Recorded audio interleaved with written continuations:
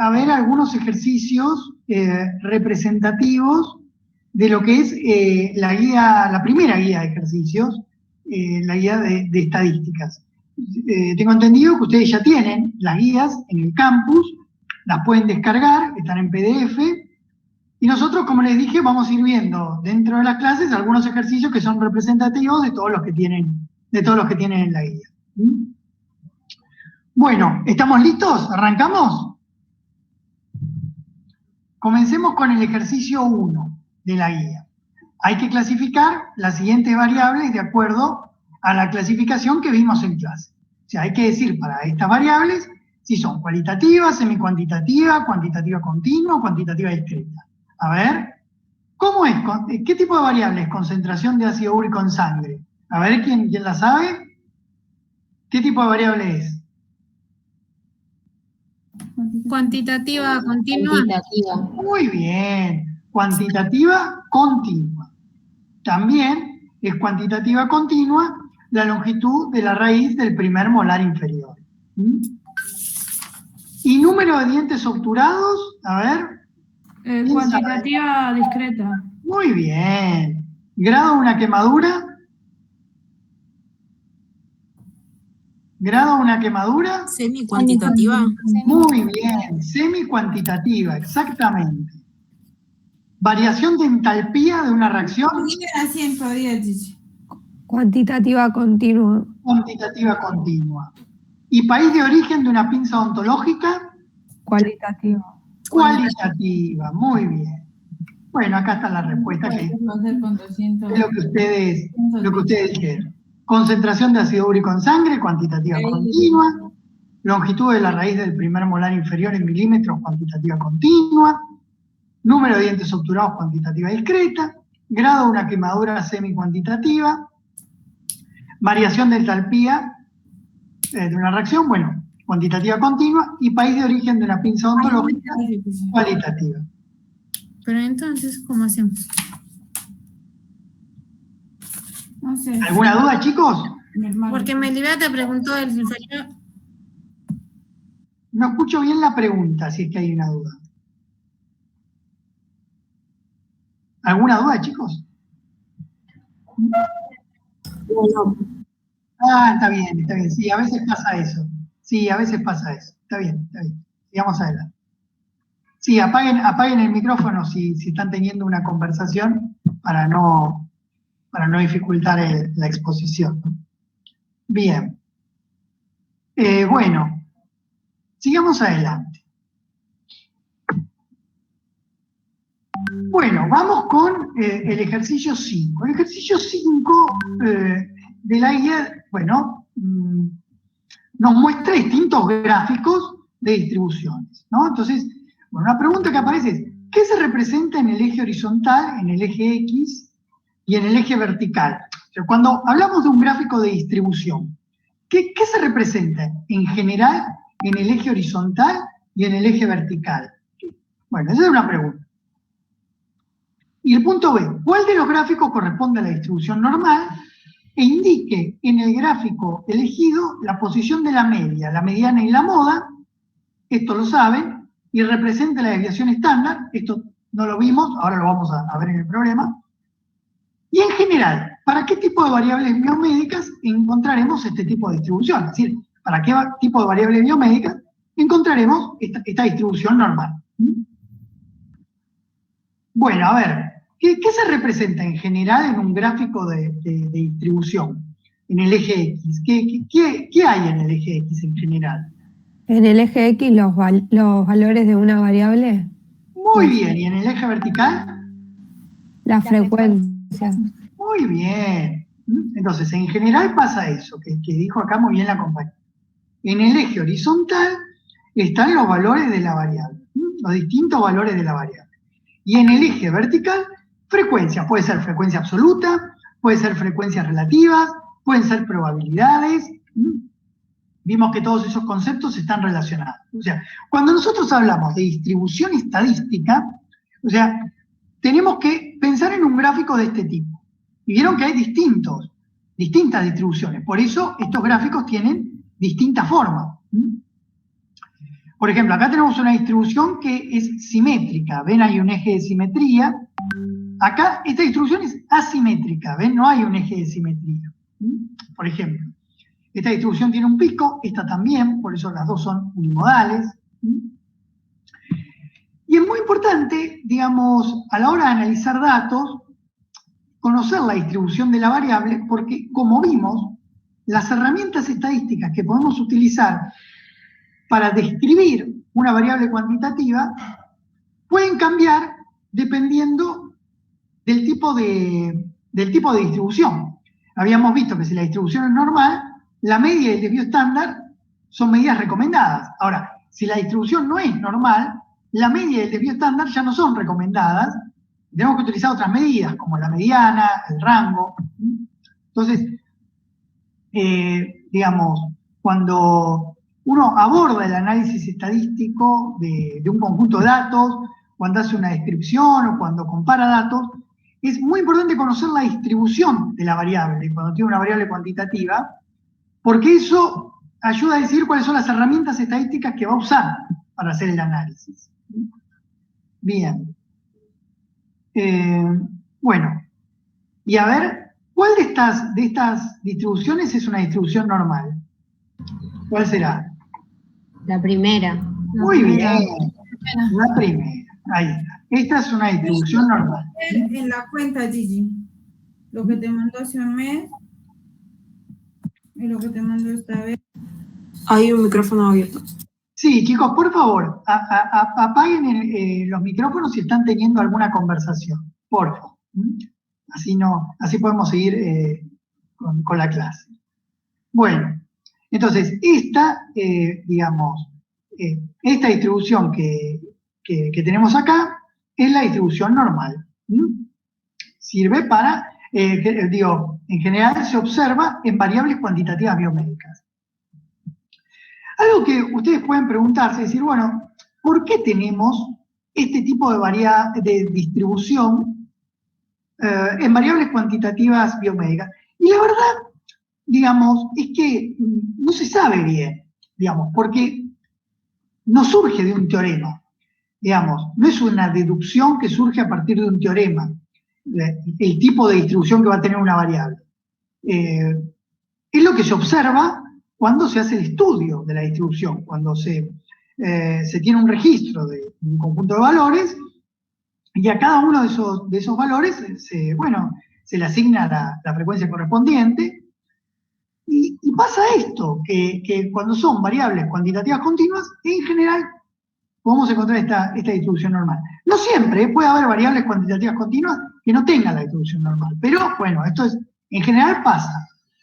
Y como les decía, no se sabe exactamente por qué se produce, pero puede estar relacionado con motivos biológicos, evolutivos, selección natural, digamos, por supuesto, si lo tratamos de enmarcar dentro del marco, dentro del contexto de la teoría de la evolución, ¿no? Pero la verdad es que no queda claro por qué ocurre.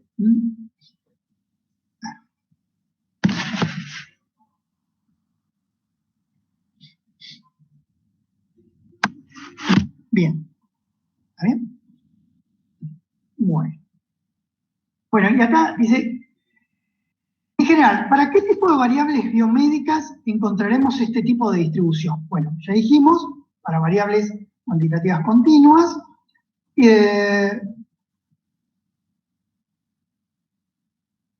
Y otra pregunta que nos hacían en el ejercicio era, indique en el gráfico la posición de la media, la mediana y la moda y represente la desviación estándar. Bueno, habíamos dicho que cuando teníamos una distribución normal como esta, la media, la moda y la mediana son iguales, son el mismo valor. ¿Y qué valor es? Bueno, justo es el valor de la variable al que le corresponde la frecuencia máxima, es decir, es el valor que está en el pico, o sea, sería este valor, este que está acá en el medio. Bien, también nos pide el ejercicio que representemos el desvío estándar dentro del gráfico de la distribución. Bueno, ¿cómo se hace eso? Esto no lo vimos en la teórica, por eso lo vamos a aprender acá. Bueno, en el gráfico de distribución normal hay dos puntos de inflexión. Ustedes saben qué son los puntos de inflexión. Son los puntos en donde, digamos, la curvatura cambia de sentido, cambia de signo. O sea, donde pasamos de tener una curva convexa a tener una curva cóncava o viceversa. Pasamos de una cóncava a una convexa. Bueno, entonces hay que localizar esos puntos de inflexión en el gráfico. Entonces, por ejemplo, en este gráfico acá tenemos uno de esos puntos de inflexión y acá tenemos otro. Hay dos puntos de inflexión nada más en el gráfico de distribución normal. Entonces, la distancia horizontal entre el eje que pasa por el pico, o sea, que pasa por la media, y el eje que pasa por alguno de los puntos de inflexión, esa distancia horizontal que está acá representada en rojo, eso es el desvío estándar. Entonces, mientras más ancha es la curva de distribución normal, o sea, mayor es la dispersión. ¿Por qué? Porque mayor es el desvío estándar. O sea, acá tenemos una curva de distribución normal, pero la distribución normal puede ser más finita, más angosta, o puede ser más ancha. En la medida que es más ancha, va aumentando esta distancia. Es una distribución con mayor dispersión, y eso se ve reflejado en un aumento del desvío estándar. Ustedes ahora pueden decir, bueno, pero ¿cómo encuentro este punto de inflexión? Bueno, ustedes saben, por cursos anteriores, que podemos aplicar análisis matemático, digamos, para encontrar los puntos de inflexión dentro de una curva. Eso no lo vamos a ver acá. Digamos, acá los puntos de inflexión fueron encontrados a ojo, digamos, son aproximados, y, digamos, lo que nos importa es que rescaten el concepto, que fue lo que acabamos de mencionar recién, ¿no? Si ustedes tuvieran que encontrar los puntos de inflexión, bueno, digamos, tratan de encontrar aproximadamente cuáles serían, pero por supuesto que no se pretendería una mayor exactitud que esa. Bien. ¿Quedó claro el concepto de la representación del desvío estándar en la curva normal? Sí, sí. ¿Se va entendiendo? Muy bien. Bueno, y ahora viene el ejercicio 11. Bueno.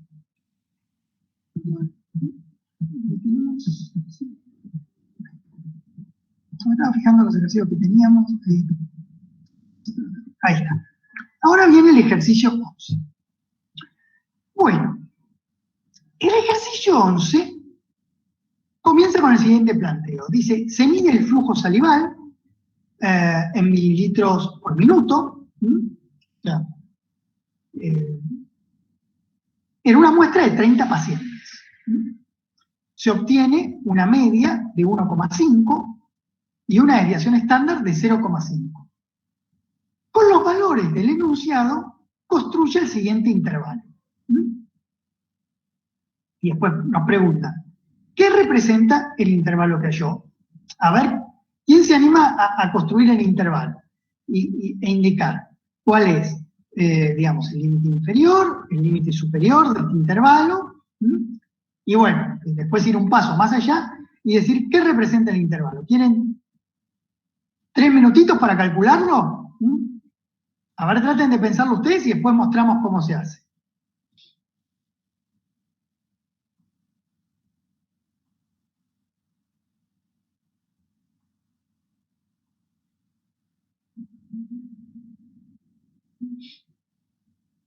¿Se están haciendo, chicos?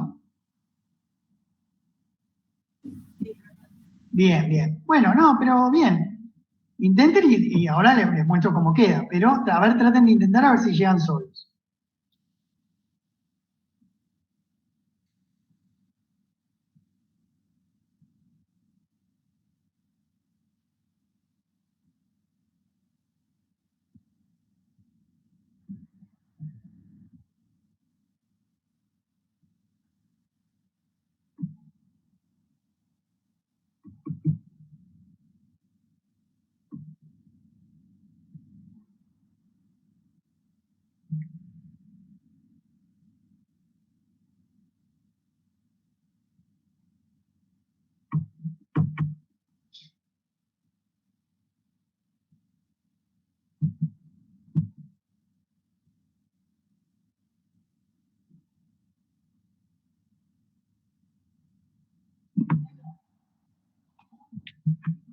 ¿Alguien llegó?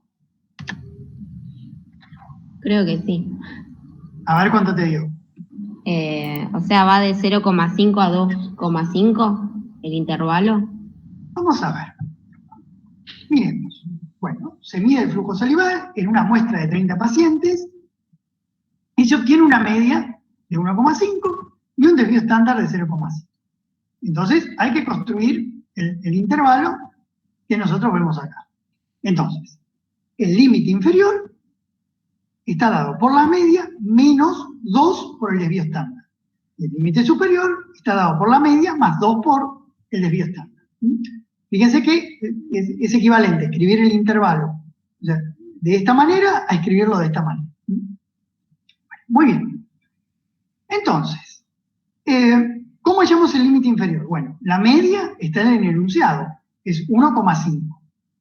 2 por definición, menos 2 por desvío estándar. Desvío estándar está en el enunciado, 0,5. Bueno, entonces, el límite inferior es 1,5 menos 2 por 0,5.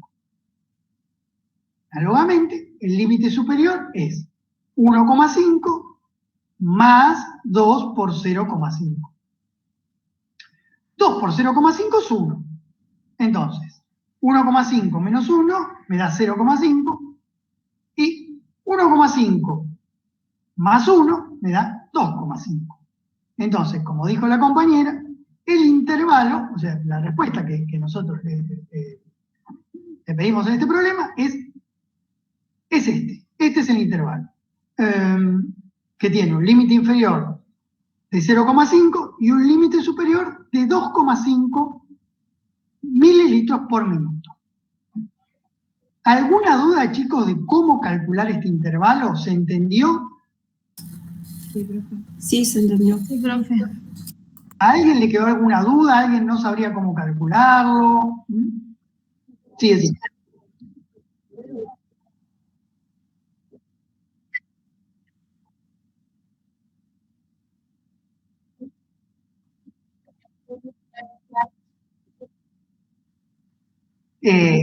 Es cierto, pero si vos lo ponés así, nada más, no estás indicando cuál es el límite inferior y el límite superior. Es decir, como no terminaste la solución. Tenés que llegar hasta acá y decirnos cuál es el límite inferior y cuál es el límite superior. Claro, exactamente. Exactamente. Bueno, ¿y quién se anima a decirnos, o sea, qué representa este intervalo? Cuidado, es el que se calculó con la media y con el desvío estándar. ¿Qué representa esto? Muy bien, es un intervalo de confianza al 95%, pero podemos decir un poquito más que eso. ¿La probabilidad de encontrar una observación dentro de este intervalo? Muy bien, muy bien. Entonces, ¿qué representa el intervalo que obtuvo? Se puede decir de dos maneras. La primera manera es decir que dentro de este intervalo encontraremos el 95% de las observaciones. O lo podemos decir de una manera equivalente, es lo mismo. Podemos decir que la probabilidad de encontrar una observación dentro de este intervalo es de 0,95. Esa es, digamos la forma que lo dijo la compañera. Pero cualquiera de las dos está bien.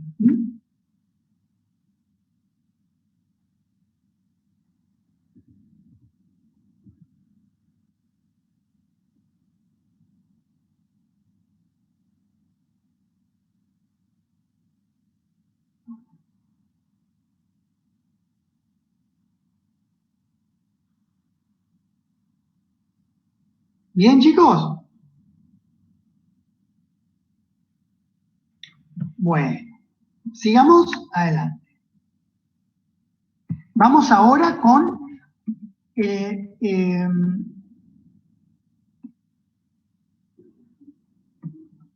punto B. ¿A qué valores tenderán la media y el desvío estándar muestrales si aumentamos el n de la muestra? A ver, ¿quién lo dice? ¿A qué valores tenderán? ¿A qué valor tenderá la media muestral?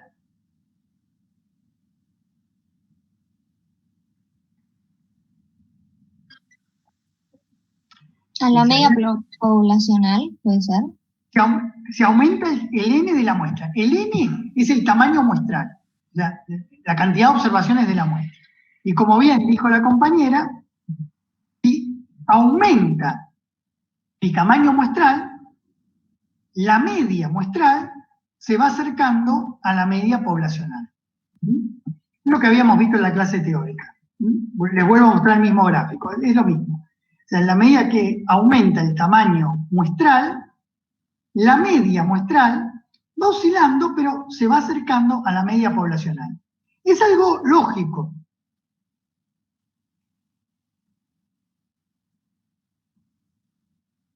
A ver, vamos a ver acá. Volvamos a la teórica. Fíjense, acá está la muestra y esta es la población. La muestra está incluida dentro de la población. En la medida que la muestra va aumentando, o sea, este círculo azul se va haciendo cada vez más grande. Si aumenta el tamaño muestral, este círculo azul se va haciendo cada vez más grande. Hasta que llega un punto que este círculo azul queda igual que el círculo amarillo. Entonces, en ese punto la muestra es igual a la población. Entonces, evidentemente, la media de la muestra va a ser igual a la media de la población. Entonces, cuando aumentamos el tamaño de la muestra, la media muestral se va acercando, se va haciendo cada vez más parecida a la media poblacional. Bueno, y con el desvío estándar muestral pasaba otro tanto, ¿no? O sea, en la medida que aumenta el tamaño muestral, el desvío estándar de la muestra se va acercando al desvío estándar poblacional, pero sin oscilar, siempre va cayendo. Ya lo habíamos comentado. Bueno. Bien, vamos a tener una parte teórica, que ya está antes, y ahora viene esta otra parte del ejercicio. A partir de los datos del enunciado, estime el valor del error estándar. Esa es una parte. A ver si se animan a hacerlo. A partir de los datos del enunciado, traten de encontrar el valor del error estándar. A ver, ¿cuánto les da?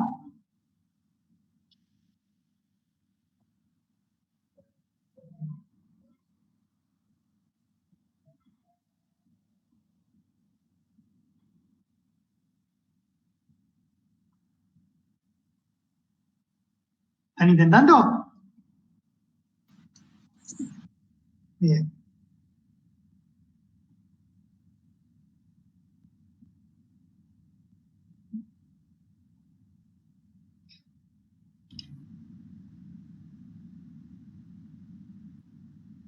¿0,09? Nada que ver.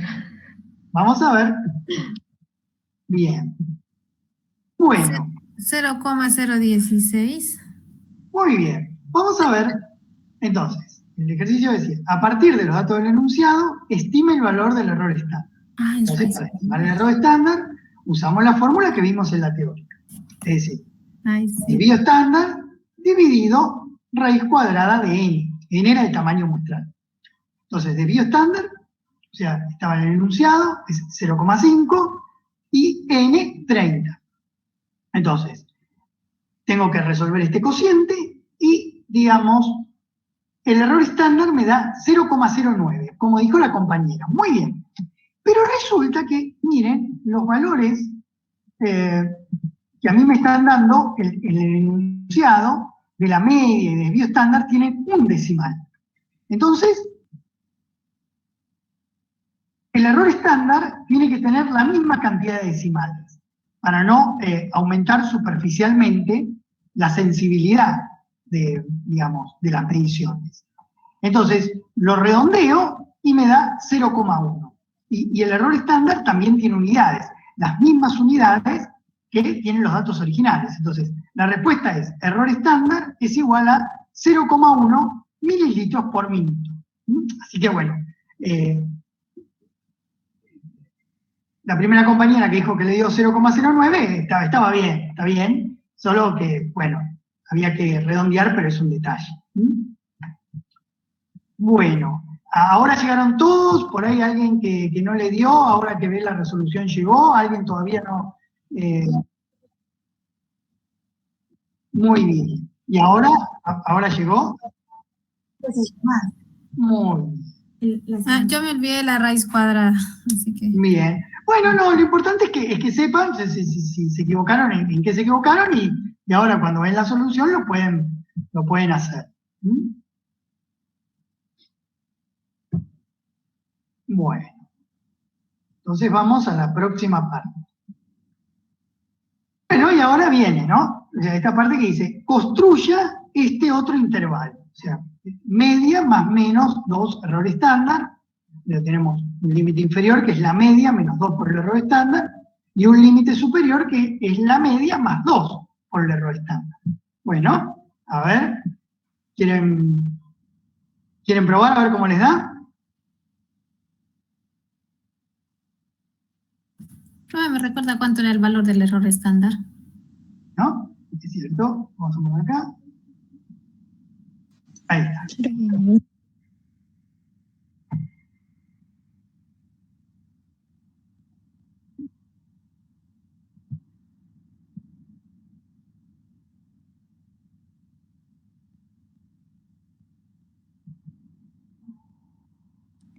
Ahí me dio el intervalo de 1,3 a 1,7.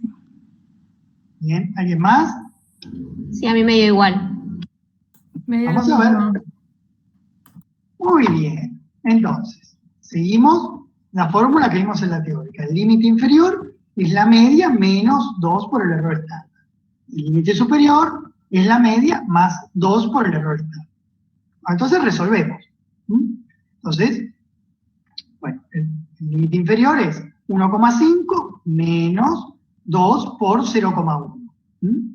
Este 1,5 es la media y este 0,1 es el error estándar que acabamos de calcular en el punto anterior.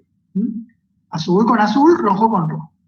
Bueno, y el límite superior, análogamente lo calculamos como 1,5 más 2 por 0,1. Resolvemos esta cuenta, resolvemos esta otra, y llegamos a que el intervalo es 1,3 a 1,7. Es decir, esta es la respuesta. El intervalo tiene un límite inferior de 1,3 mililitros por minuto y un límite superior de 1,7 mililitros por minuto. Bien. ¿Llegaron todos? ¿Alguna duda? Muy bien. Bueno. Y la pregunta siguiente dice entonces, ¿qué representa el intervalo que acabaron de calcular? ¿Qué representa este intervalo? A ver. Es la media poblacional con una probabilidad de 0,95. Más o menos. O sea, digamos, dentro de este intervalo vamos a encontrar la media poblacional con una probabilidad de 0,95. Y ahí se ve la gran importancia que tiene el error estándar, que nos dejó calcular este tipo de intervalos, y la importancia que tiene calcular este tipo de intervalos. Porque fíjense, nosotros trabajamos con una muestra. A la población no podemos acceder en forma completa. Pero gracias a estas herramientas estadísticas, podemos tener una estimación de lo que ocurre dentro de la población, a la que en forma completa no pudimos acceder. Entonces, ¿yo qué estoy diciendo con esto? Estoy diciendo que el flujo salival en la población va a estar entre 1,3 y 1,7 mililitros por minuto. La media del flujo salival en la población va a estar entre 1,3 mililitros por minuto y 1,7 mililitros por minuto. ¿Estoy seguro que la media poblacional va a estar ahí? No, no estoy seguro. Pero hay una probabilidad de 0,95 de que la media poblacional esté dentro de ese intervalo. Es una probabilidad alta, porque la probabilidad puede tomar valores entre 0 y 1, y 1 es el máximo. Entonces, es una probabilidad muy alta. Entonces, sin haber trabajado con toda la población y habiendo trabajado solamente con la muestra, yo puedo tener una idea de entre qué valores va a estar la media poblacional.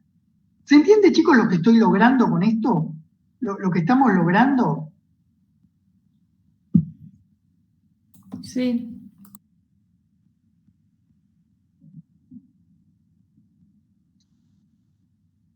Y bueno, esto, digamos, cuando hablamos de muestras, cuando hablamos de poblaciones, digamos, en ciencias de la salud, también nos podemos preguntar bueno, ¿por qué se trabaja con una muestra y por qué no se trabaja con toda la población? Bueno, porque muchas veces no se puede acceder a toda la población, ¿no? Para la cual se va digamos, a inferir una conclusión. Solamente podemos acceder a una muestra. Por ejemplo, algo que también vimos en estos últimos tiempos relacionados con la pandemia. ¿Cómo se hicieron todos los estudios para evaluar en la última fase la efectividad de la vacuna, por ejemplo? O sea, no se hicieron con la población mundial, se hicieron con grupos de participantes, de voluntarios, se hicieron con muestras. Y a partir de los resultados que se obtuvieron en esos grupos, en esas muestras, se llega a una conclusión de lo que, digamos, pasaría a nivel de la población. Y a partir de eso se toma una decisión. Es un ejemplo de cómo, bueno, digamos, se aplican este tipo de conceptos y este tipo de razonamientos. O sea, sin acceder a toda la población, utilizando las herramientas adecuadas, metodológicas, analíticas, puedo llegar a tener una aproximación de lo que pasaría en la población y tomar medidas que pueden llegar a ser muy importantes. ¿Se va entendiendo, chicos, el concepto? Sí, profe.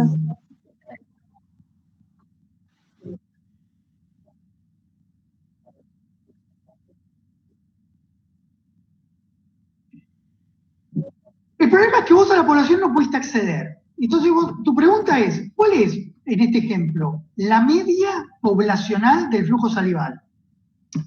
Esa es la pregunta. ¿Cuál es la media poblacional del flujo salival? Entonces yo te podría decir, bueno, dame la población y calculo la media. Pero vos me decís, no, yo la población no vas a poder acceder, solo puedes acceder a una muestra. Entonces, aplicás una herramienta estadística que, si bien no te permite conocer exactamente dónde está la media poblacional del flujo salival, te da un intervalo y te dice, bueno, la media poblacional del flujo salival está entre 1,3 y 1,7, con una probabilidad de 0,95. Bueno, ya es una información importante.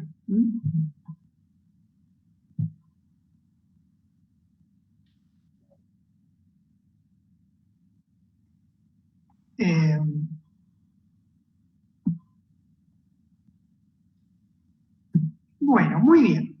Y esta, la última parte de la pregunta dice, ¿qué cree que ocurrirá con el error estándar estimado y con el intervalo hallado en el punto D si se incrementa el tamaño de la muestra? Bueno, habíamos visto, esto lo habíamos visto en la teórica, que si aumentamos el tamaño de la muestra, el error estándar se va haciendo más chico y va tendiendo a 0.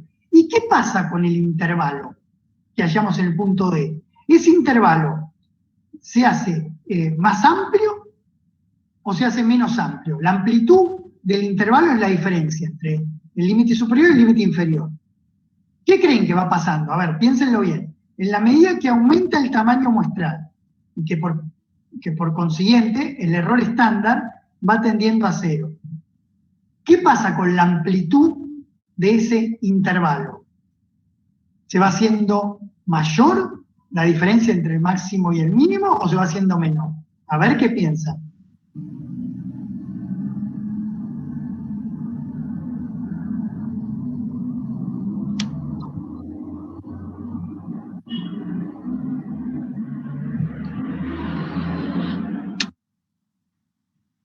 ¿Se hace menor? Claro, se va haciendo más chica la amplitud. ¿Sí? A tal extremo que si yo sigo aumentando el n hasta el infinito, el límite inferior del intervalo va a ser igual al límite superior. ¿Por qué? Porque voy a estar, digamos, en el caso de que la media muestral es igual que la media poblacional.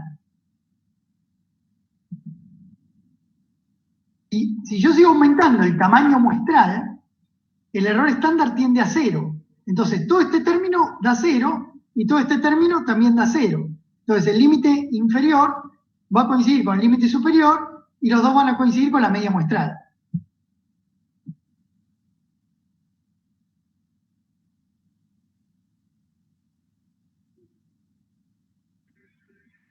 ¿Se entiende, chicos? Sí, profe. Sí, profe. Bien, muy bien. Bueno, y acá tenemos otro ejercicio. Este es el ejercicio 2 y dice así. Se contabiliza el número de piezas faltantes en un grupo de 50 pacientes. A 50 de ellos no le falta ninguna pieza, a 20 le faltan 2 piezas, 15 tienen 3 piezas faltantes y 5 tienen 4 piezas faltantes. Indique en la muestra la frecuencia absoluta, la frecuencia relativa y el porcentaje para los siguientes valores de piezas faltantes. A ver, traten de hacerlo y ahora lo resolvemos entre todos. A ver cómo lo van completando.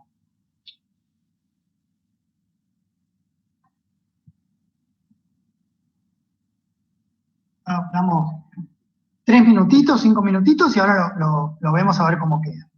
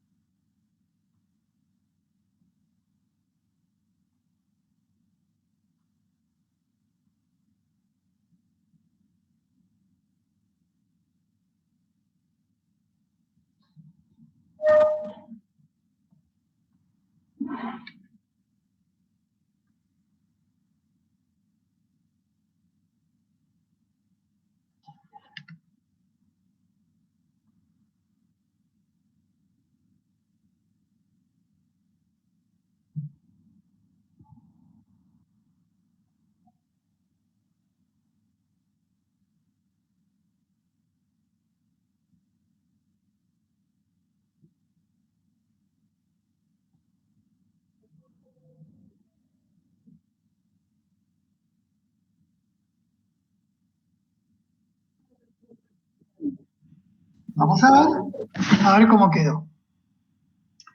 Entonces, acuérdense, frecuencia absoluta es el número de veces que se repite, digamos, cierto valor o cierta categoría. Frecuencia relativa es la frecuencia absoluta dividido el tamaño muestral. Y porcentaje es la frecuencia relativa por 100.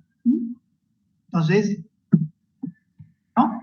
Acá tenemos el número de piezas faltantes. 0, 1, 2, 3, 4. Frecuencia absoluta. Para 0, 10. ¿Por qué? Porque en 10 sujetos no le falta ninguna pieza. O sea, ¿cuántas piezas faltantes hay? 0. O sea, no hay piezas faltantes, entonces para ese valor la frecuencia absoluta es 10. ¿Cuál es la frecuencia relativa? 0,2. ¿De dónde vino 0,2? Bueno, hicimos 10 dividido el tamaño muestral. ¿Cuál es el tamaño muestral? A ver.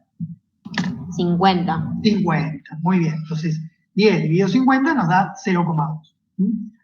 Y, bueno, el porcentaje lo obtuvimos haciendo 0,2 por 100. Entonces, me da 20%. Análogamente, trabajamos con el resto de los valores. Fíjense que la suma de todas las frecuencias absolutas nos da el tamaño muestral, el n, que es 50. O sea, tamaño muestral y n es lo mismo, ¿no? O sea, la forma de indicar el tamaño muestral es con la letra n. Entonces, la suma de la frecuencia absoluta da el tamaño muestral, la suma de las frecuencias relativas da 1 y la suma de los porcentajes da 100.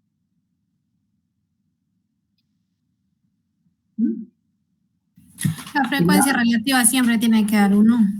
Sí, como les decía, claro, la suma de las frecuencias relativas tiene que dar 1, pero a veces por una cuestión de redondeo puede dar 0,99 o 1,01, pero el valor teórico que tiene que dar es 1. O sea, si en un ejercicio les da 0,99 o 1,01, puede ser por una cuestión de redondeo. Ahora, si ustedes hacen la suma de las frecuencias relativas y en un ejercicio le da, no sé, 4, ahí es porque algún cálculo habrán hecho mal.